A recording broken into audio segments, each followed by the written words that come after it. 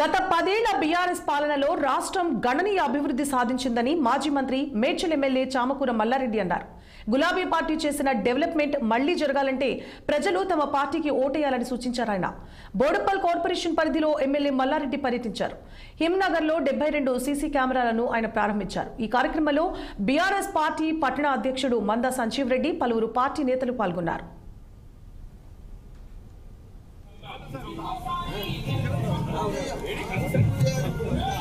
మన సీసీ కెమెరాలు అన్న బ్యాక్ తీసుకోండి, బ్యాక్ తీసుకోండి సార్. సార్ దాని మొత్తం విద్యా చక్రప్ప అని అంటే వాళ్ళు కాలనీ వాసులకు ఇంత కాలు కూడా మట్టి అంటది. ఎందుకంటే 25 కోట్లతోటి అన్ని రకాల కూడా రోడ్లు వేపించారు. మరి మట్టి రోడ్డు లేనే లేదు మీ కాలనీలలో, 3 కాలనీలలో. ఇంకా గట్టిగా సంబంధం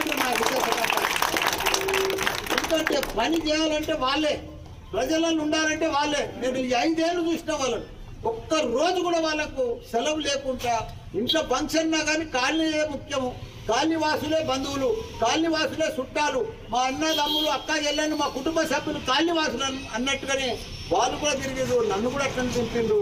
మంచిగా అనిపించింది. ఈ 3 కాలనీలు కూడా బాగా బ్రహ్మాండంగా అభివృద్ధి చెందినాయి. ఏది ఏమైనా మనం ఈ కమాన్ ఓపెన్ చేసుకోవడం, సీసీ కెమెరాలు ఓపెన్ చేసుకోవడం. ఇంకోటి గొప్ప విషయం అంటే నీళ్లు. ఒకనాడు బోడుపల్లి అంటే అదే కాంగ్రెస్ ఉన్నప్పుడు నీళ్ళ తక్కువ, 1500 ఫీట్ లేవల్సి వచ్చి పోరు ట్యాంకర్లు నడుచు. మళ్ళీ కాంగ్రెస్ వచ్చింది, మళ్ళీ కరువు వచ్చింది, మళ్ళీ నీళ్ళకి షార్టేజ్ వచ్చేసి.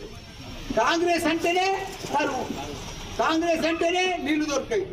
అట్లా అయిపోయింది. ఇప్పుడు మన పరిస్థితి కూడా ఇంకా 3 ఏళ్ళు మనం బాధపడవలసి వస్తుంది, అవసరపడవలసి వస్తుంది. ఇక అక్కడక్కడ ఊళ్ళో కూడా ఓటేసినందుకు మనం కూడా బాధపడాలి. కాకపోతే మళ్ళీ మంచిగా మన కేసీఆర్ వస్తాడు, మళ్ళీ మనం గెలుస్తాము. ఇప్పుడు మన ప్రభుత్వం వస్తుంది, మళ్ళీ అభివృద్ధి చెందుతుంది.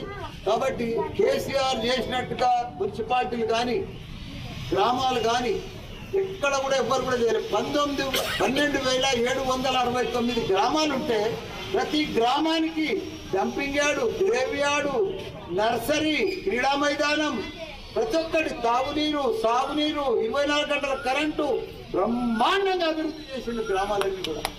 పట్టణాలు 142 మున్సిపాలిటీలు కూడా మంచి అభివృద్ధి చేసిండు. నెలకు పైసలు ఇచ్చి. కానీ ఇప్పుడు మళ్ళీ అన్నీ వెళ్ళిపోతున్నాయి, అన్ని బాధపడిపోతున్నాయి. సరే కొన్ని దినాలు మనకు కూడా ఇంకా 3 ఏళ్ళు ఉంటుంది వనవాసం.